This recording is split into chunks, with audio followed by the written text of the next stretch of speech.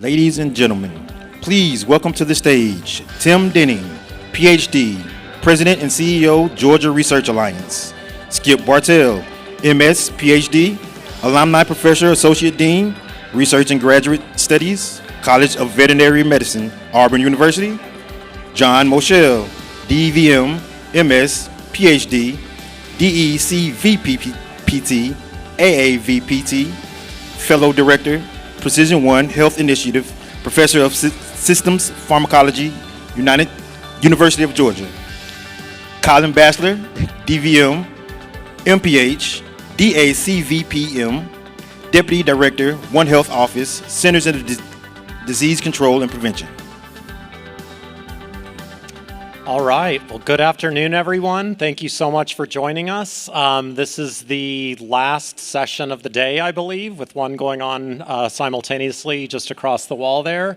So thank you for joining us. I would say we saved the best for last, but I don't think that would do justice to all of the other phenomenal panel sessions we've had throughout the day. So I think what we'll do is just try to hold our own and do as good as all of them have done. And I have no doubt we'll be able to do that with three experts in the One Health arena, who I'll introduce momentarily. My name is Tim Denning. I'm the president and CEO of Georgia Research Alliance, and joined here today by Skip Bartol, who's from Auburn University, John Moschel from University of Georgia, and Colin Bassler from the CDC, who will all be able to share different and complementary expertise on One Health. But we thought a great way to start today's panel would be that you all, the audience, may have heard of One Health, perhaps some not. Those of you who have heard of it may have a peripheral understanding and not understand how all of the different aspects of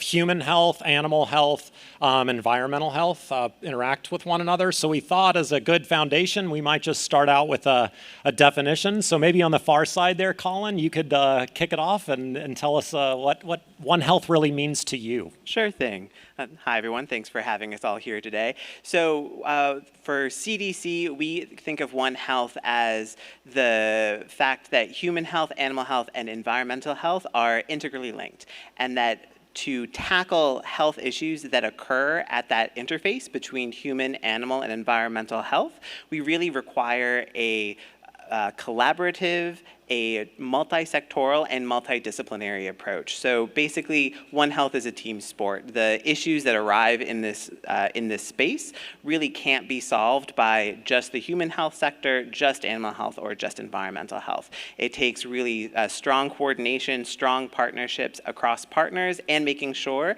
that individuals with different backgrounds and specialties are included in the conversations to tackle some of these complex issues.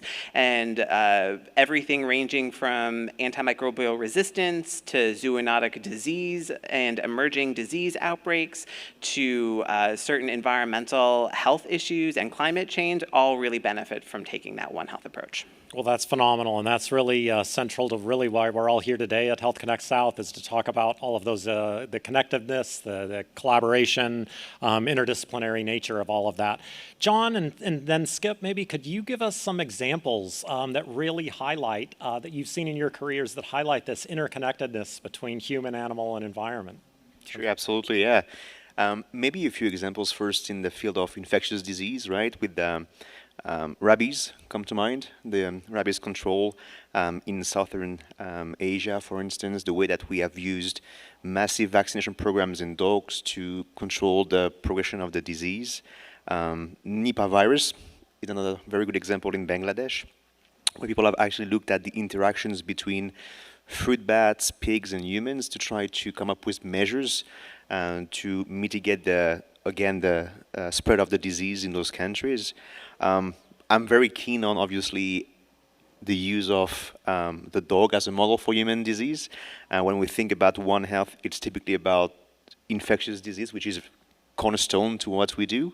But there's another element of it, which is using animals which have the same kind of disease as we have. So dogs get cancer, they get IBD, they get cardiac disease as well. And the question is how to actually use data from those animals to support, understanding of disease in animals, but also in humans, right? They come up with new therapeutic drugs to support animal health and human health as well. And so two very successful stories that come to mind are first the NCI comparative oncology program, which brings about 20 vet schools in the US with the goal to actually use clinical trials in canine patients this time to support the development of new therapeutic drugs for human use. And then the dog aging project, which is like a multi-million project from the NIH from a few years ago, that tries to basically look at, how the dog can be used to understand how the environment, the genetics, and/or lifestyle choices actually impact lifespan. And so I think there's about 50,000 dogs being enrolled in that program at the moment, and it's a massive success story that. Yeah, it's fascinating to hear about dogs. I think many of us, when we think about infectious disease, think about chickens and even livestock. So this is a great example. Skip, do you have any examples to share? Sure. Well, certainly livestock is something I would add to the comment that Colin made, that we really need to think about the intersectionality of all these things as we develop programs like the one that you're working on at Georgia, because it requires an interdisciplinary or even transdisciplinary approach to take advantage of many of these things. I'll give an example going to the comment that was just made about the value of translational models where the work that could be done on a companion animal such as the dog, owing to, for example, the structure of its central nervous system through non-invasive functional MRI, can provide important and novel insight into, for example, the processes of neurogenesis that affect cognitive and behavioral aspects of that animal's life and its ability to perform in the long term.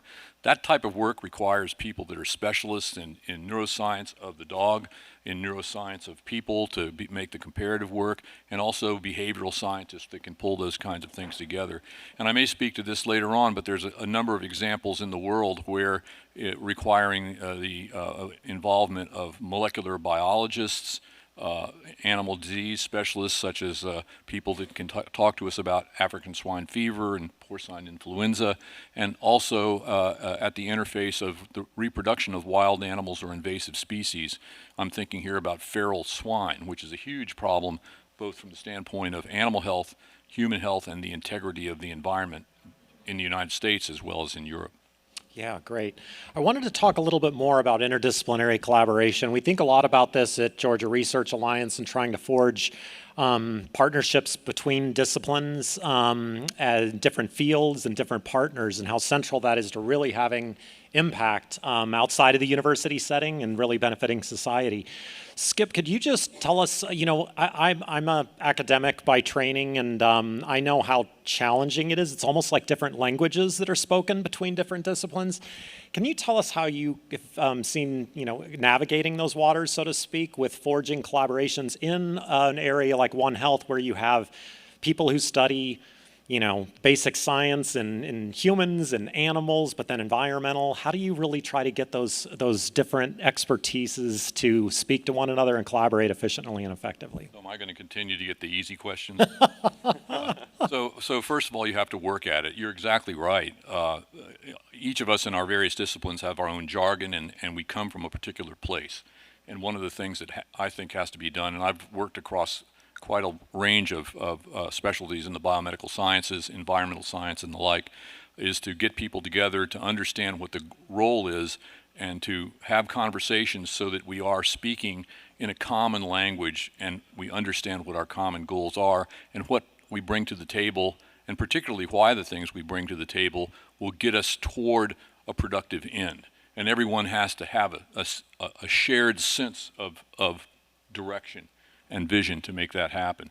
We, as investigators, are often out for our own endeavors in terms of the siloed responses to calls for funding and so forth. And this One Health approach absolutely requires a team, a strategy for the development not only of research but also of educational curricula. And just to probe a little bit more along this topic as we move back down the line, but Skip, I'd like for you to just kick this off too, is thinking about zoonotic diseases and things we're all very familiar with, COVID, Ebola, influenza. Can you just talk a little bit about how the One Health approach has been valuable for investigations into those areas of infectious? Well, it might be our CDC friend, be the best person Well, for that, but I'll certainly hours on bounce that. off of it. Go ahead. You too, go for it. Sure, happy to start on that one. Really, we've seen a strong benefit for One Health approach for a number of our recent zoonotic disease outbreak investigations, and to a point that Skip was making, having the opportunity for investigators, for responders to meet beforehand and to know that everyone is on the same team and speaking the same language is also really beneficial in the outbreak response space as well. It helps build trust when people are talking on a regular basis in a less stressful environment than when they're responding to a new or emerging zoonotic disease threat.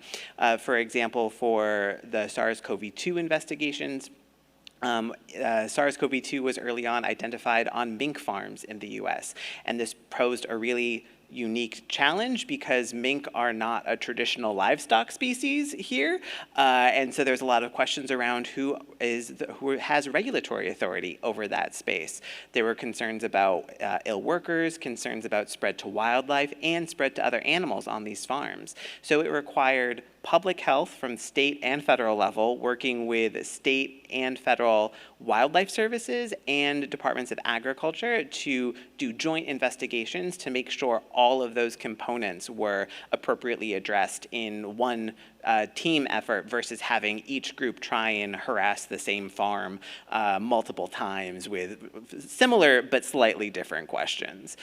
So again, yeah, One Health approach is really beneficial for that. I would add, going back to the business of teams, for many of these situations where zoonoses are of critical concern, I think now about African swine fever in Europe and porcine influenza, where pigs become reservoirs for influenza outbreaks. It helps to have people that you would not perhaps immediately think as being important biomedical science collaborators. And that includes people who are wildlife biologists, not only understanding perhaps if you will, the cycle of a virological dynamic, but understanding the behavior of the animals that are vectored. And if you don't have that under control, then you don't really know how to go about approaching the problem. I'd like to turn now to the environment, because we don't often hear about that as much in terms of just environmental changes and how they can impact One Health. So whether it be climate change, deforestation, pollution, all sorts of different factors. Could you just share some of your thoughts, Colin, on how the environment is impacting and influenced with One Health perspective? Yeah, we have some really interesting, I would say interesting/concerning examples now about how climate change is affecting the spread of different zoonotic and vector-borne diseases. So we're seeing new vectors for different mosquitoes and other insect vectors for a number of viruses and diseases ranging from dengue to now there's Oropouche outbreaks, which is new from our perspective, to even on the animal health side, blue tongue is a new disease that's spreading into new areas in Europe. So the vector-borne diseases have been sort of the vanguard of those that have been affected by climate change and habitat degradation, but we see that there's going to be probably some other diseases that are shifting into new locations in the future. On the opposite side of things, our colleagues in the Arctic Circle are worried about some of the changes and melting of permafrost and the potential for the release of heavy metals that were locked in the soil there. So that's another issue that would both have really significant health impacts to communities and to both domestic and wild animals in those areas. Great. Could you all speak a little bit about biodiversity and how it plays a role in One Health and some of conservation efforts and how those may be better integrated into public health strategies regarding One Health? I don't know if, Colin, you want to kick that off or anybody else wants to take that one? I think happy to start on that one. One of the areas that we again, making sure that there are wildlife specialists, making sure that there are individuals who are aware of climate change and are specialists in different critically endangered animal populations are really beneficial to include in some of the teams for some of these responses. For an example, one example is highly pathogenic avian influenza, which has for the first time made it through North America, down into South America, and then made it all the way to Antarctica. And a number of critically endangered wild bird species were naive to HPAI because it never made it that far before. That also then has knockdown effects, because when there are large bird die-offs, then there are more potential exposures for marine mammals that might be in the same areas or eat some of those birds. For example, seals and sea lions started to get sick with HPAI in different parts of South America. All of these have impacts both on not just disease, not just wildlife biodiversity, but there are follow-on impacts to commercial animal health and human health, because the more opportunities there are for the virus to transmit from wild birds to wild mammals and circulate in wild mammals, there are more opportunities for them to potentially jump the barrier and be transmitted to humans as well. And I would add that biodiversity adds strength and can add tremendous strength to various questions in biomedical sciences by providing us the ability to determine what conserved mechanisms and genomically driven patterns of disease or performance are conserved across species. When you see something that's very highly conserved, you're perhaps closer to hanging your hat on something that is going to work. And if you're ill-intended, you're going to have some targets that you can also look at. But I think biodiversity is a huge strength, which requires then that you have those interdisciplinary and transdisciplinary experts at the table to understand exactly how to pursue such things. Well, I figured during this discussion on One Health, we weren't going to get very far before we turn to antimicrobial resistance. I was just reading yesterday in The Lancet that there's a prediction between 2025 and 2050, so for the next 25 years, basically, that there's an expectation, the prediction of nearly 40 million deaths globally associated with antimicrobial resistance, or AMR, which is a staggering statistic. What should we be thinking about with regards to approaches to try to combat or limit the antimicrobial resistance? And I'll just kind of ask any of you all to field that one, because I know you all likely have perspectives. And the one other thing I think might be helpful for the discussion is we often think of antimicrobial resistance as kind of unidirectional, but it's bidirectional as I understand it. And so I'd love to hear any comments along either of those lines. Obviously, one option would be to promote the use of alternatives, right? So things that we can actually replace antibiotics from. That's one option. It's a bit controversial, but one factor that spreads also AMR is the massive use of generics of antibiotics, because you actually use all the drugs, and because it's cheaper, you use more of those older drugs, and that's kind of the best recipe to increase the spread of resistance. And there are very interesting studies from Denmark showing that since we have generics for antibiotics introduced in the market, we have an increase of AMR around the world. So we have to think about other ways to approach how we actually treat diseases. Obviously, it's also about how we use antibiotics in the context of agricultural species, right? Do we have to actually use antibiotics before we have too many subjects infected by a disease? So it's the concept of prophylaxis. Is it better to use antibiotics at the very early stage of a disease, only a few subjects are being contaminated, and wait for those diseases to spread across all of the herd? So there's a lot of reflections about how to better use antibiotics, how to shift from antibiotics to like green antibiotics or other substances like that modulates the spread of resistance. So it's an ongoing challenges, but overall I think the take-home message is minimize the use of antibiotics, be smart about what we use, and also think about resistance across animals and humans, obviously. I think Just to add on that, I think there's been a lot of really great work that's being done in this space, both domestically and in the international setting. Domestically, there's been a huge push on the animal agriculture side to move away from giving antibiotics prophylactically for a number of livestock species. And there's also been a push to increase surveillance and understanding of antimicrobial resistance in the companion animal veterinary hospitals, and a lot of the lessons learned from human medicine are now being translated to veterinary hospitals and veterinary clinics to ensure that they can best reduce the spread of antimicrobial resistance in those settings as well. Just this week, there's going to be the UN's general session is meeting, and antimicrobial resistance is going to be one of the main topics of this upcoming session.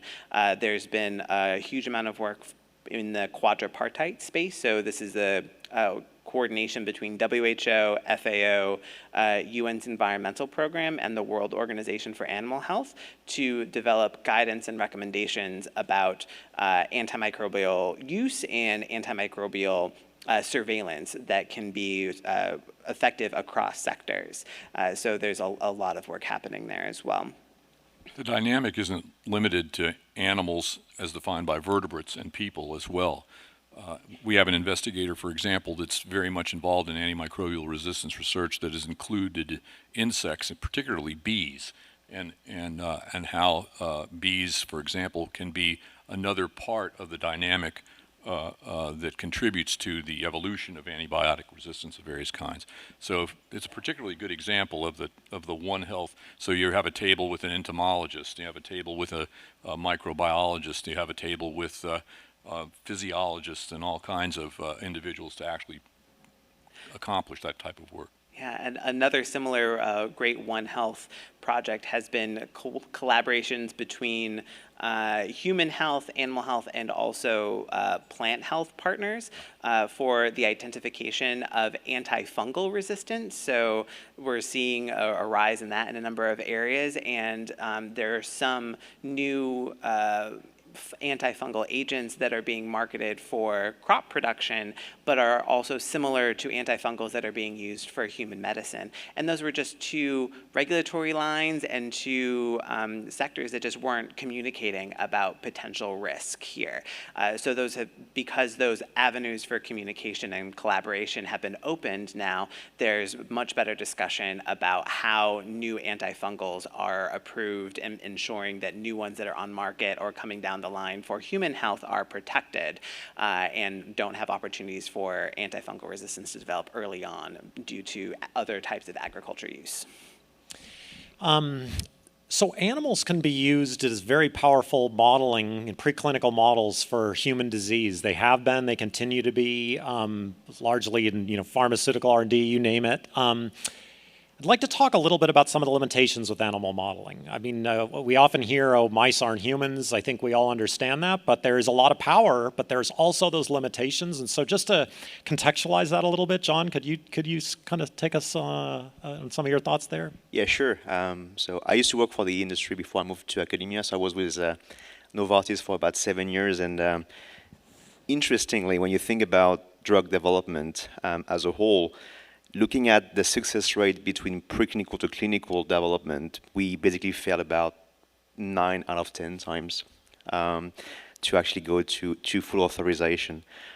So this tells us that the models we're using early to decide if a drug is going to be successful or not are not very predictive.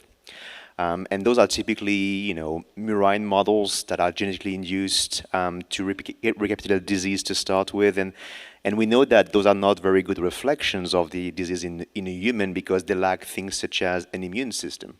And if you think about, cancer, for instance, the immunity has a very key role in driving response to chemotherapeutic drugs, for instance. And dogs have an intact immune system. They naturally, share disease with humans, as I was saying earlier. So we have about 6 million dogs diagnosed with cancer every year, which is even more than we have diagnoses in humans. And we believe that about half of the dogs after tenure will develop cancer in their life.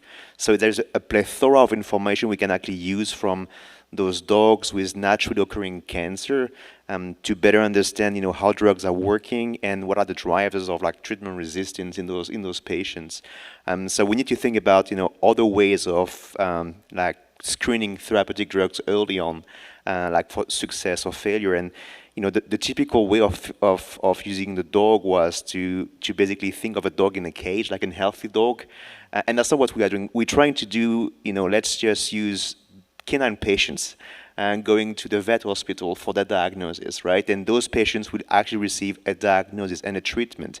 Can we just leverage that information to better understand how the drugs are working, in the context of the disease? That's the paradigm shift between, the old thing of we use gene-edited mice to we use, naturally occurring disease patients to better understand drugs and how they're working, basically. Yeah, I would add that it's often not the problem with the animal model, but the problem with careful consideration of which animal model to use. To your point, I often tell my students, despite what we may like to believe, the mouse is not the uber mammal, right? And so if you have a particular question, it serves the purpose to take care, to again, get a group of people to say, this is my question.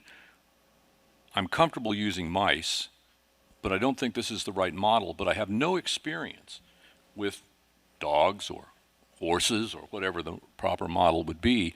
And that's the most important question, because then you don't run down the road for a long time only to reach a dead end and have the result being of no consequence, except as someone's told me once, we know how to cure cancer in mice. Yes. Okay, but that might not have been the goal. So I think, the One Health concept, coming back to that, is let's make sure that we get around the table and expend the time and thought necessary to really focus on the best approach to addressing a question, rather than starting out with what we're comfortable with. I'll just add that on occasion I've asked to speak at medical schools about these kinds of things, and the question I'll get after the fact is, but I don't know anything about pigs, or I don't know anything about, name cats, okay? And my response is, well, there's large numbers of, especially in the Southeast, colleges of veterinary medicine scattered about. There's two sitting right here, Georgia and Auburn, and of course there's others, and we're here to help. So if anyone in the audience is thinking about that, give us a call, and we'll definitely come to the table, bring the subject matter experts, and try to help. Colin, what are some of the policy gaps that exist today in the One Health arena? I'm sure you think about this a lot at CDC, and could you share what you think some of those gaps are? Yeah, we have made a lot of progress, but there is still quite a ways to go. I would say on the domestic space, we're been working with, so CDC has been working with the Department of Interior and U.S. Department of Agriculture to develop a national One Health framework and an associated One Health coordination unit. A lot of this work came out of lessons learned from during the SARS-CoV-2 pandemic about how to best ensure coordination was being done amongst federal partners who all had equities in that One Health space, and then ensuring that coordination was also being done with our state, local, tribal, and territorial partners who are the boots on the ground, who are the ones implementing the guidance that we're putting out, and who are the ones who have the questions that we are helping to address at the national level. So that's been a great move in that direction, but more work is needed. We still need to do more to better include our environmental health colleagues under the One Health umbrella. A lot of folks understand how it fits for zoonotic diseases, but there's a lot of other areas where that One Health approach can benefit, and ensuring, again, that the right folks are at the table is still work that needs to be done. Also, having sustainable funding for One Health work and initiatives that are being done at federal and state levels is another policy gap right now. Basically, a lot of the folks who are working in the One Health space have many other jobs, and so having being able to devote the appropriate amount of time to the work for coordination and communication with all the appropriate partners can be quite challenging when people are also responding to rabies cases or also trying to write grant proposals. Yeah, well, you just brought up, I was going to have to use the F word myself, funding. It's critical here. When you think about interdisciplinary work, I know we've thought about this throughout my career, sometimes there are those new disciplines where the funding doesn't currently exist at the federal level or not as much as one would hope and could really be valuable. So, John, could you give us some perspectives on what you're seeing in terms of investment in One Health initiatives and what the future may look like? Yeah, sure. I can give it a try. I think when you look about the investment in the One Health space, one of the challenge we face is that One Health is a lot about prevention, right? So it's about vaccination programs, it's about surveillance programs, and the actual economic return on those are not immediate, right? It takes time before we actually see the return on the investment on that, and so that creates some challenges to attract funding, typically. The other element of challenge is that it's, as Colin was saying, it's a multidisciplinary field, and so it requires lots of coordination between different agencies and sectors, which also can be very challenging. The third is obviously that most of this infectious disease occur in middle or low-income countries where there's not too much resources to start with. And so how do you actually account for this and make sure that those countries also get the support they need to prevent the spread to the wealthier countries, obviously. But I think that in the space of AMR, at least antimicrobial resistance, there's a very good investment from the government to really try to tackle that issue. USD is doing a great job as well to try to modulate this with the NIH. They have this dual purpose program, which I think is extremely positive. Where we actually, we have more challenges is in the field of trying to fund research for comparative medicine, in my experience. So when you want to actually promote the use of something like, again, sorry about this, but the dog as a model for research, there is not like a typical agency to support this. If you want to get research dollars, you can't go to the USDA because you work on small animals. The NIH is more about human health and is more about using those conventional mice models to start with. So when you want to promote the use of the dog as a media for promoting comparative research, you struggle typically. I mean, most of the foundations that we use to support animal health research are in the range of $200,000, which is a lot, but also not a lot when you want to conduct research. I mean, we burn about $1 million in my lab just to do research every year, so we need more. So it takes a lot of convincing to say, well, it's all about trying to find cure for man and man's best friend, right? I think that's where the shift is occurring, to say, okay, it's not like the dog is just a model for humans. We're trying just to make goods for animals and humans as a whole, and that helps, moving the needle, in my opinion.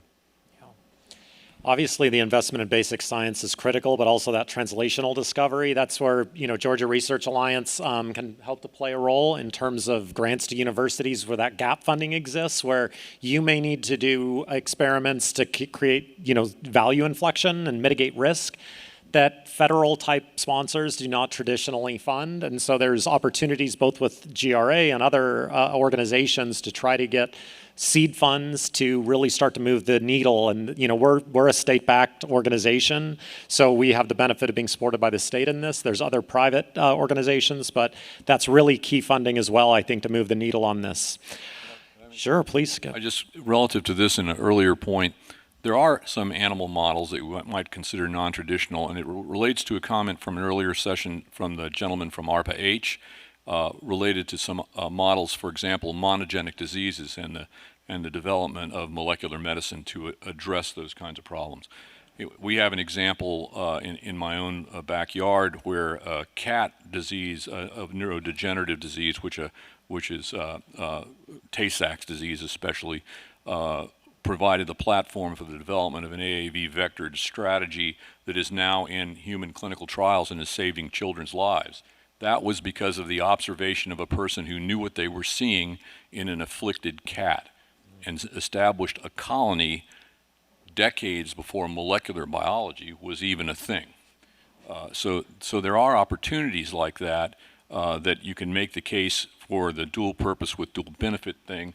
This particular disorder would not be a huge moneymaker for a veterinarian, but is likely to save untold human lives because of the strategy that ultimately was devised in this particular case by the Tay-Sachs Gene Therapy Consortium.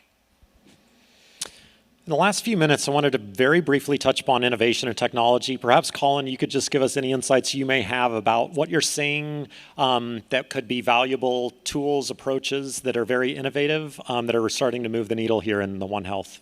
Yeah, I think it's a pretty broad space, and it's a really exciting time. I think there's a lot of interest in One Health and a lot of opportunities for innovation in this space.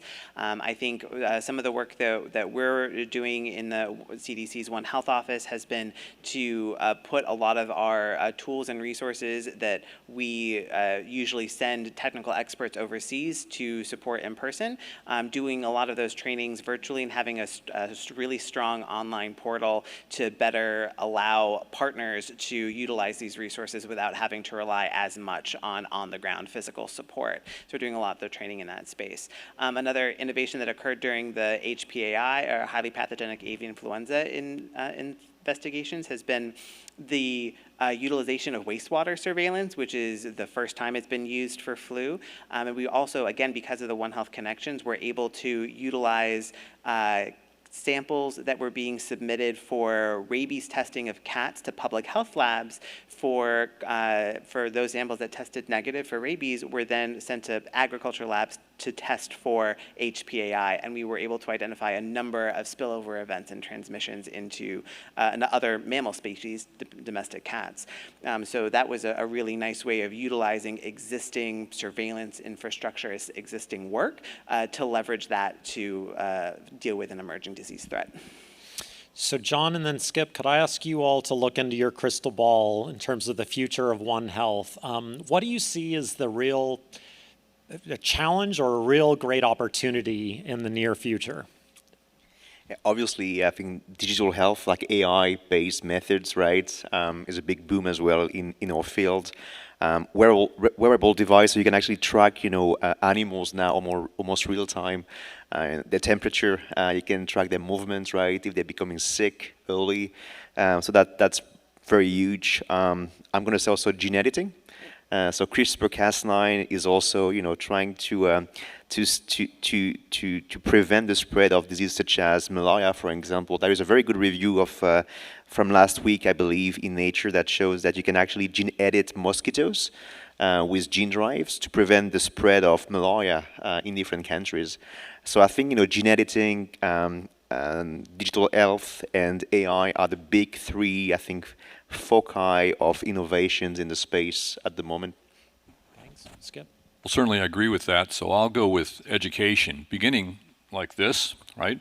But also extending into the next generation of individuals to help students understand what is the interface of traditional public health, the treatment of populations, if you will, to the advancement of One Health as a team-based science, and of course extending that into the world of our representatives to help them understand the importance and power of One Health-driven science moving into the future. That's a great point to make, and so I'd just love to hear your very brief perspectives on, we have many students here, many young people, many trainees. There's not a degree that I'm aware of, or many of them, that you can get a degree in One Health, right? And so could you all just tell us, what are you seeing in terms of the landscape with regards to innovative new programs that may exist? So you just set me up. There is a degree. As I sit here, we're in week 6 of the first baccalaureate program at Auburn University in my college, the College of Veterinary Medicine, in public and One Health. There are, of course, public health programs, but this program is specifically anointed public and One Health, and I'm happy if anyone's interested to share a QR code where you can go and look at that. But I think that there's certainly leadership in the One Health space coming from Colorado State University.